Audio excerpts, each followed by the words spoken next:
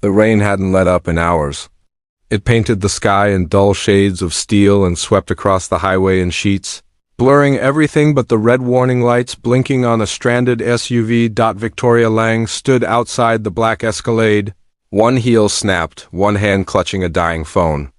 "Yes, I'm aware it's a flat, Jason," she snapped into the speaker. "I'm also aware I'm the only person on your executive team who can spell contingency. So, unless you'd like me to delay the DC hearing," the line cut. Of course it did, she muttered a curse, wiped rain from her designer blazer, and looked out at the empty road. No one in sight. Just the endless humming dark until headlights approached, low, yellow-tired. A rusty pickup slowed, tires crunching on wet gravel, and came to a stop behind her car. The engine rumbled, then stilled. Out stepped a man. Hoodie soaked, cap pulled low, lunchbox in one hand, crowbar in the other. "Got a spare?" he asked, voice low, almost gentle. Victoria straightened. She took him in with the efficiency of a spreadsheet. Boots, calloused hands, grease on his sleeves. "I'm good. Thanks." He said nothing, just nodded once, walked over to the flat, and crouched beside it. "Hey," she snapped. "Seriously? You don't have to play the Good Samaritan routine." "I can call someone." He didn't look up. Just loosened the lug nuts with quiet rhythm. Raindrops slicked across his hands. There was no performance in his movements, just competence. Steady, practiced. Victoria crossed her arms, watching him like she was guarding a vault. "You do this for a living?" she asked, voice tight. "Nope, more silence." More rain. Then. It happened. A wallet, slick with water, slipped from his back pocket as he adjusted his stance. It fell open on the pavement, and something caught her eye. A military eye. Her gaze lingered. The photo was younger. Stillness in the eyes, but it was him, John Keller. Sergeant First Class, U.S. Army, Special Operations. She didn't say anything. Not yet. Just took a step back. He finished tightening the last bolt, stood, and handed her the ruined tire. "Should hold until you get to the city," he said, picking up his lunchbox. She hesitated. "Thank you, Sergeant." He paused. His eyes met hers then, steady, unreadable, not defensive. Not proud. Just tired, real. Then he tipped his head and walked away. She stood by the open door of her Escalade, watching the pickup disappear into the rain. Her phone forgotten, her expression unreadable. For the first time that morning, she was silent. John Keller's apartment sat above a closed hardware store on the quiet side of town where mailboxes leaned, and porch lights flickered without being fixed. Inside, everything was clean, not because he was tidy, but because chaos made him flinch. The living room doubled as a kitchen. The kitchen doubled as a workshop. On the table, a half-finished wooden dinosaur rested beside a mug of cold coffee and a coloring book with tiny fingerprints smudged across the pages. John entered quietly. As he always did, boots left by the door to keep the rain from reaching. "The rug. Daddy?" came a small voice. From the hallway, Lily padded out in pajama pants, 2 sizes too long. Her hair was a mess, her smile automatic. "You're up early," he said, kneeling to her level. "I had the dream again," she whispered. He didn't ask which one. He just hugged her tight, one hand cupping the back of her head. She smelled like strawberries in sleep. "Why don't you draw something new for the fridge before school?" She nodded and skipped off. John stood. The smile fell from his face. The moment she was gone, he walked to the refrigerator. Held there by a cracked magnet was a photo, faded and grainy. 7 men in desert camo. One had his arm around John. The circle around that man's face was drawn in pencil, almost erased by time. Beside it, tucked between gas bills and school notices, was a letter he hadn't opened. Return address, Department of Defense. Subject: status review of discharge. Classification. It had arrived 2 months ago. He stared at it, reached, stopped. Not to date instead. He pulled out a lunchbox, packed Lily's snack with ritual precision apple slices, triangle-cut sandwich, the sticker she liked on the bag. The lockbox under his bed remained unopened. The medals inside hadn't seen light in years, and the words they used for him, other than honorable. Psych, Evel recommended, still echoed when the house got too quiet. He was a ghost in his own story, and that was fine. Ghosts don't get asked questions. Ghosts don't fail. Their daughters. From the bedroom came Lily's voice. "Daddy, can I wear the necklace again today?" He smiled faintly. "Yeah, baby, just don't let it show at school." Because the pendant was his dog tag. And Lily, without knowing, was his reason for staying visible. The sun had broken through the rain, but the light didn't reach far inside the maintenance tunnel. John crouched beneath a flickering security panel, deep in the basement of a downtown office tower. Fluorescent lights buzzed above like a warning. He worked without speaking, hands steady, precise, disconnected from the chatter on the walkie-talkie clipped to his belt. "Guy on 12 needs someone to reset the breaker again," came the voice. He didn't reply. He just stood, wiped his hands, and moved on. No one really noticed John at work. They thanked him when he fixed things, but their eyes slid off him like water off glass. That was fine. That was the goal. In the elevator mirror, he barely recognized himself. The hoodie and cap helped, so did the beard. What mattered was, he didn't look like Sergeant Keller anymore, just a janitor. Maintenance. Another guy with a wrench and quiet shoes. At lunch, he sat alone on the concrete steps behind the building, overlooking the alley.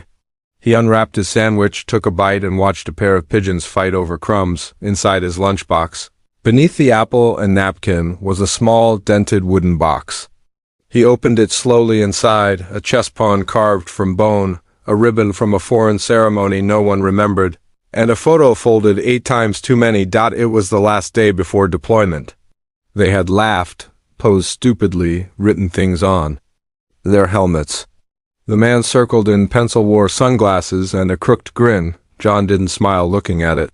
He just ran his thumb along the crease, then folded it again. Across town, Lily sat at her desk coloring. Her teacher walked by, noticed her necklace, and raised an eyebrow. "Is that your daddy's?" She nodded, proud. "He's a hero." The teacher smiled politely. "That's very sweet." But heroes didn't hide in boiler rooms. Heroes didn't flinch when fireworks went off. Heroes didn't have letters they couldn't open. John tossed the apple to the pigeons, picked up his lunchbox, and walked back into the building like a shadow wearing skin. No one said a word. The news broke just after 2 p.m. Quiet at first, like a leak nobody wanted to name. Victoria Lang sat behind her bulletproof glass desk on the 48th floor, phone to one ear, tablet in her lap, fingers tapping like gunfire. "What do you mean the server was accessed externally?" "That's a $400 million firewall. How does someone walk through it like it's a screen door?" Her CTO mumbled something about third-party contractors and encryption failures. Victoria hung up before he finished. The crisis was spreading. Langtech Systems was supposed to be unbreachable, used by private defense firms, aerospace contracts, even quiet federal departments who never put their names on anything. But now someone had cracked it. And worse, someone had used Langtech's own code to breach another government vault. The headlines were already forming. Cybersecurity giant under investigation after leak tied to military intelligence. Victoria stared at the wall of screens across her office. Each one flickered with terminal code, threat maps, surveillance feeds. She didn't blink. Downstairs, in a janitor's supply room, John watched the same news feed on a dusty break room TV. The image froze briefly on the name of the lead Langtech engineer suspected of internal access, Darren Miles. John didn't flinch, but his eyes narrowed. Darren Miles. The last time John had heard that name was in a Kabul safe house. Mid-2010, Miles was supposed to be a contractor, a tech liaison embedded with special ops. But things had gone wrong. Information leaked. Targets moved. People died. John had watched his best friend bleed out in a hallway meant to be secure. And Miles? He was gone before the cleanup even started. Now he was back, working in Langtech. Under Victoria Lang. John turned off the TV. The room felt smaller. Upstairs, Victoria ignored another phone call and opened a secure drive. Confidential logs spilled across the screen. Names, access keys. Foreign IPS? She didn't know it yet, but the mole wasn't just inside her company. He was buried inside her own faith in the system. And miles below her, wearing a hoodie and holding a mop, the only man who'd seen the truth before, just stood still. The Langtech corporate garage was a cathedral of silence, concrete walls humming faintly with the echo of wealth and control. Rows of black sedans, tinted glass, and polished chrome waited like obedient ghosts. Cameras blinked red. Nobody looked. Twice at the man pushing a mop bucket past the CEO's Escalade, John Keller moved like muscle memory. Head down, one hand gripped the mop. The other reached into his pocket. He slipped a small, folded note beneath the windshield wiper. Then he kept walking, upstairs. Victoria was pacing. 3 different agencies were now asking for internal audits. She'd fielded 7 calls from board members, 2 veiled threats from defense contractors, and 1 awkward voicemail from her ex-husband. Her heels clicked like gunshots across the marble floor, but when she entered the garage an hour later, still barking into her phone, she saw the note fluttering under the wiper. She paused, not because of the paper, because of the handwriting. Slanted, clean, blocky, military. Her fingers trembled slightly as she unfolded it. He's not who you think he is. Check 2010 Kabul, you'll find the same pattern. If you want proof, call this number. There was no signature. Just a 7-digit burner number and a folded corner at the top, something only people trained in field ID would do. Her eyes darted toward the far end of the garage. Nothing. Just concrete and fading. Footsteps. She slid the paper into her coat and drove home in silence.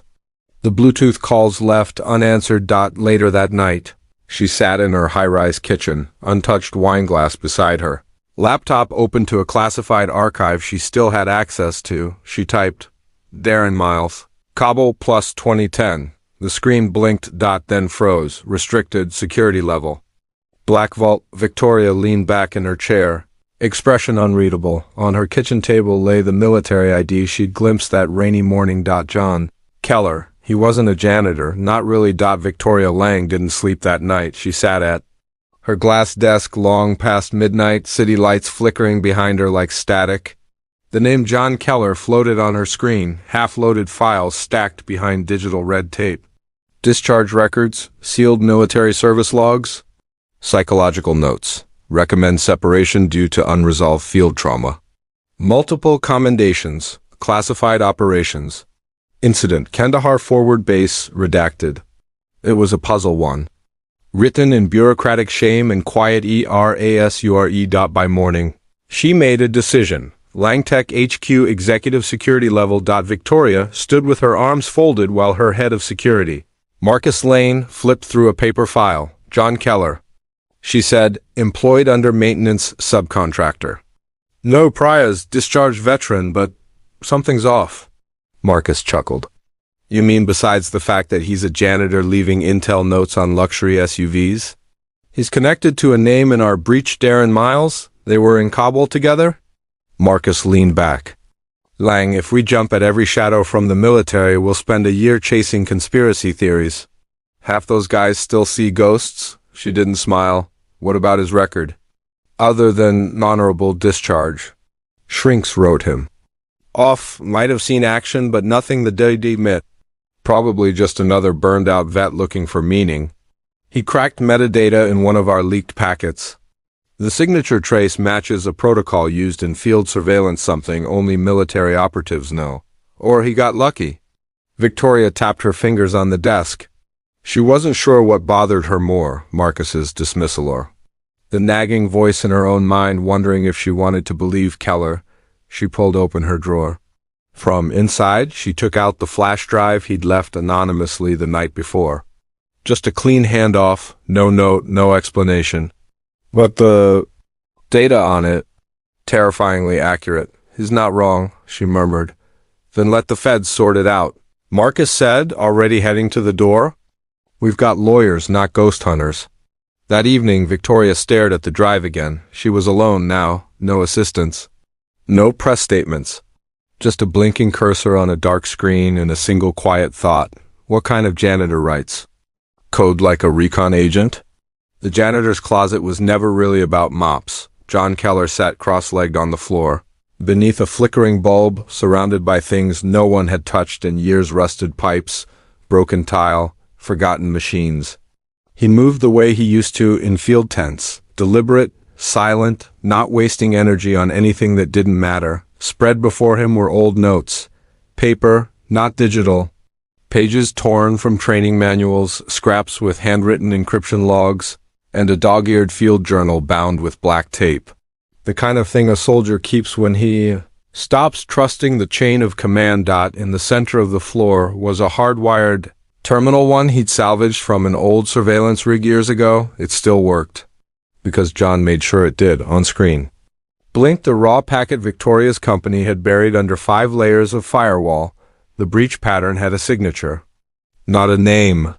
Something deeper. It pulsed every 17 seconds, like a heartbeat. To anyone else, it was just noise, static, but to John, it was a language one he used to teach. To new recruits before the war turned personal. His fingers flew across the keys. No tracing programs. No visual interface, just raw code. Old school, dangerous, and then there it was. The leak wasn't foreign, it was recycled. Internal, pulled from Langtech's own archives and sent out through a protocol last seen in Kabul. He ran a checksum against the metadata and cross-referenced it with a ghost protocol once used by a contractor named Darren Miles. It matched every line. Later that night, in a cybercrime unit across town, Agent Miller Ray 28, sharp-eyed, overworked, received an encrypted drop from a private source. No name, just the metadata, decoded and mapped out. She gasped. Whoever did this. Military. She picked up her phone, dialed the bureau. I think someone's helping us, she whispered. Who? She hesitated. I don't know. But they're 10 steps ahead of us. John closed the laptop, blew the dust off the journal, folded the protocol printout and placed it in a sealed envelope. On the back, he wrote just one line. The mole didn't come from the outside. He was always here. Then he turned off the light and became invisible again. Asterisk, the Langtech Security Center was quiet at midnight, except for the low hum of machines and the soft clicking of keys from a single terminal. Miller Ray sat alone, the youngest analyst on Victoria's cyber team and the only one who hadn't learned to keep her head down when things got political. She stared at the decrypted packet again, fingers drumming the desk. No one in the building knew how to read this kind of data. Not really. It wasn't corporate encryption. It was field code, military patterning, deliberate misalignment to evade software recognition. Almost poetic in its precision, she followed the signature trail backward. The source didn't ping from any external line. It came from inside the building, specifically from a disconnected maintenance server. One that hadn't been logged since 2019. She paused. Eyes narrowing, she opened employee records. John Keller, maintenance, no degree. No tech experience.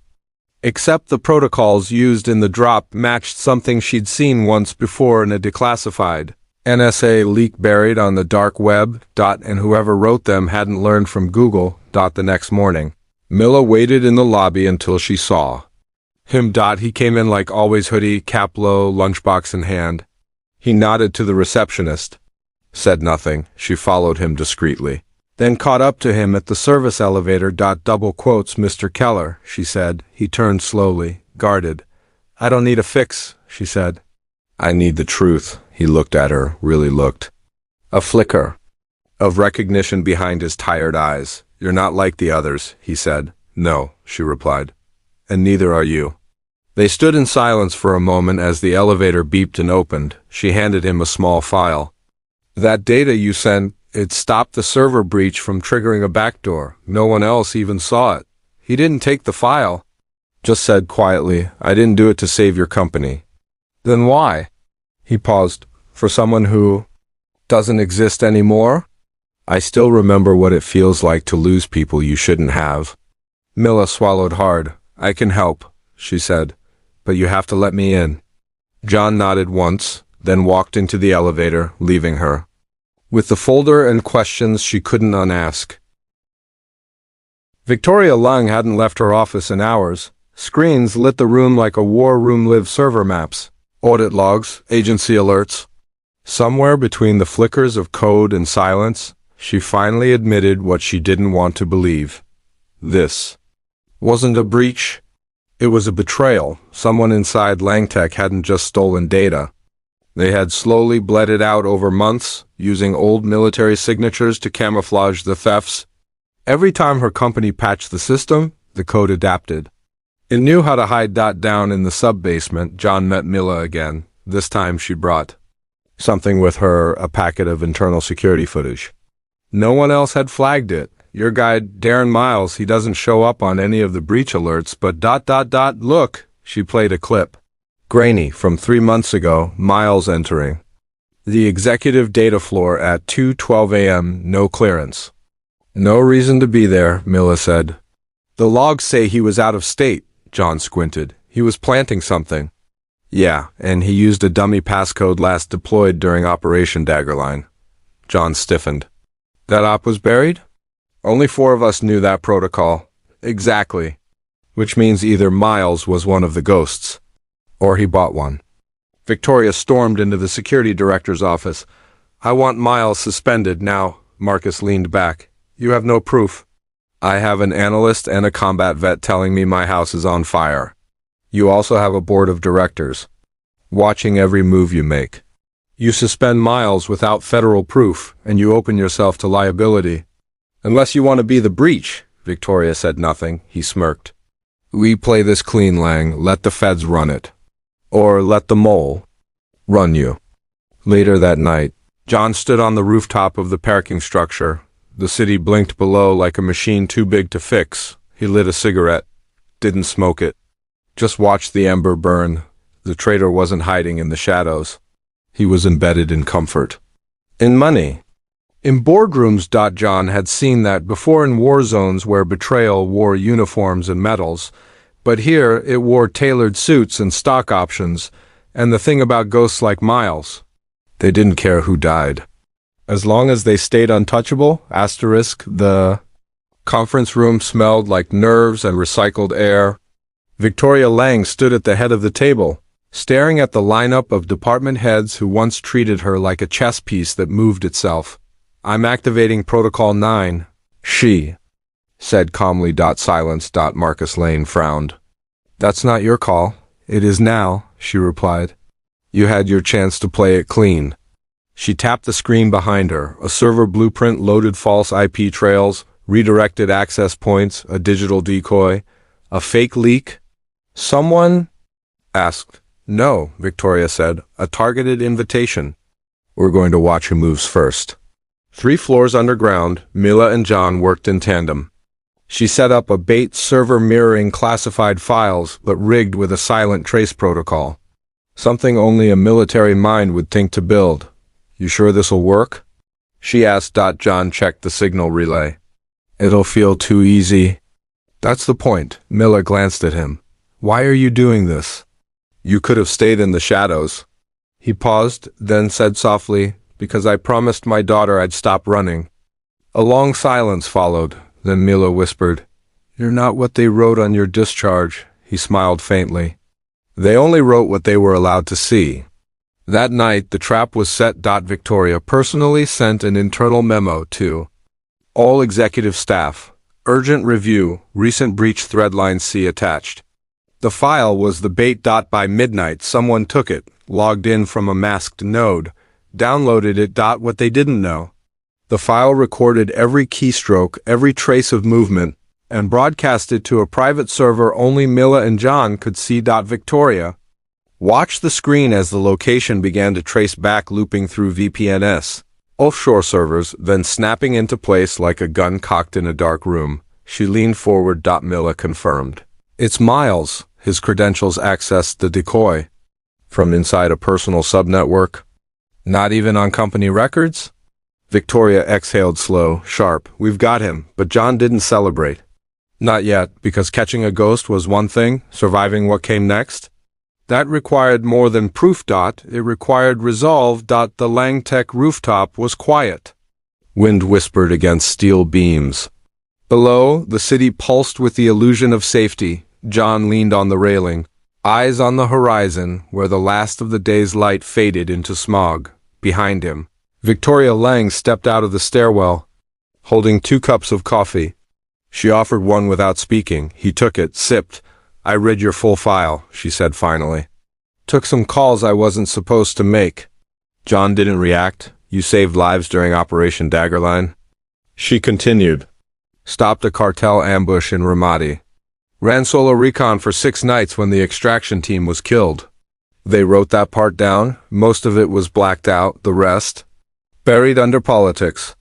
She took a breath. You could work here, officially, head of internal threat analysis. Your skills, your instincts, we need them. He didn't look at her. You mean now that I'm useful again? No, she said. I mean now that I finally see who you are? He turned. And then just slightly. Enough for her to catch something flicker in his eyes. Pain, or maybe history. I made a promise to my daughter, he said. No more uniforms, no more missions, just ... pancakes and lunchboxes. Victoria nodded, understanding more than she let on. She doesn't know? She asked. Only the good parts, he said. And that's how it'll stay. She hesitated, then placed a small envelope on the ledge beside him, a permanent badge. If you change your mind. He didn't take it. Instead, he finished his coffee, placed the cup gently beside the envelope, and looked out at the skyline again.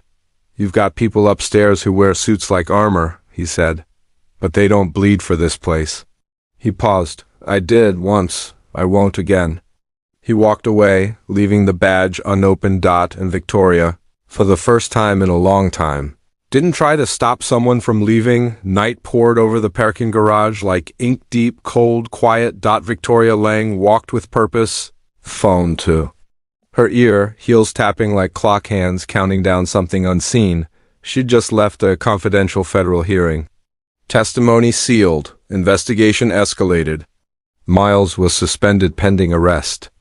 The trap had worked, but that didn't mean the game was over. As she approached her car, her instincts screamed, too quiet. Too dark. Her hand hesitated on the door handle. Then footsteps. Behind her, fast. She turned. 2 men in dark jackets. Close-shaved, not cops, contractors. The kind of men who don't show up on payrolls. Miss Lang, one said, stepping into the glow of a flickering overhead light. You've made this complicated. She didn't answer. She stepped back. The second man closed in. Just a conversation. Won't take long. But Victoria knew the cadence. This wasn't about a conversation. It was a message. Her back hit cold concrete. No exit. No signal. Her voice, once iron in meetings, caught in her throat. Then from the shadows a low voice, calm, dangerous. Step away from her. The men turned. John Keller emerged from behind a pillar. Nothing but his presence, a quiet, lethal force. No weapon, just his eyes, unreadable, steady. She's under federal protection, he said. Are you? One of them asked with a smirk. John didn't answer. He just stepped closer. His hand moved subtly toward his belt, not to pull a gun, but to show the weight of something beneath the coat. The shape of training. The memory of violence. One of the men froze. I know who you are, the second muttered. You're that ghost from Daggerline. John's gaze didn't waver. Walk away, or I'll make you remember what we both spent. Years trying to forget. Silence, then a decision. They backed off, not because they were scared, but because they understood some people you don't test. Not because they shout, but because they don't need to. Victoria stood frozen, breath sharp in her lungs. He turned to her, calm again. You all right? She nodded slowly. You weren't.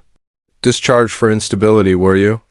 John looked past her toward the street, where the city buzzed without knowing how close it had come. No, he said quietly. But that's what they needed it to say. Then he walked into the dark. No thanks asked. No medals coming. Just silence. Asterisk.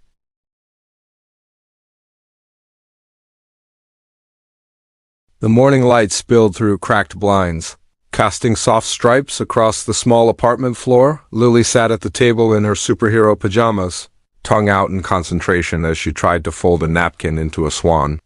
Her cereal had gone. Soggy, untouched. John stood by the stove, flipping pancakes like it was a ritual, not just breakfast, but armor against the chaos outside. The world still turned. Langtech was in damage control. Federal investigations rolled forward. Darren Miles had vanished, his apartment cleared out, his accounts scrubbed. A ghost, just like before, but here, in this little kitchen, everything was quiet. Lily looked up. "Did you fight the bad guys again?" John smiled faintly. "No, baby, just fix some wires." She nodded, satisfied. "Can we go to the park after school?" "If I get off early." She beamed. On the fridge, the old photo of John and his unit remained creased, fading. Below it, Lily's newest drawing, a superhero in a janitor's outfit. Kate made of mop threads, holding hands with a little girl. John stared at it a moment. Then reached for something taped beside it. The unopened Department of Defense letter. He held it, turned it over, and quietly ripped it in half. Some stories didn't need official endings. He tucked Lily's dog tag necklace beneath her shirt collar and helped her tie her shoes. Outside, the streets buzzed with normalcy. No one looked twice at the man walking his daughter to the school gate, lunchbox in one hand, backpack in the other. Just another single dad, just another face in the crowd. But somewhere inside him, beneath the quiet, beneath the years, the soldier remained. Not for war, but for peace. The community center was crowded that evening. Folding chairs squeaked. A PTA projector flickered against a wrinkled sheet, and the smell of instant coffee clung to the air. John sat in the back, arms crossed, a faint smile tugging at the edge of his mouth as Lily stood at the front of the room with her second grade class, reading from a crumpled paper. "My hero is my dad," she said clearly. "He fixes things, he's quiet. But when stuff breaks, he always makes it better. Even when it's scary."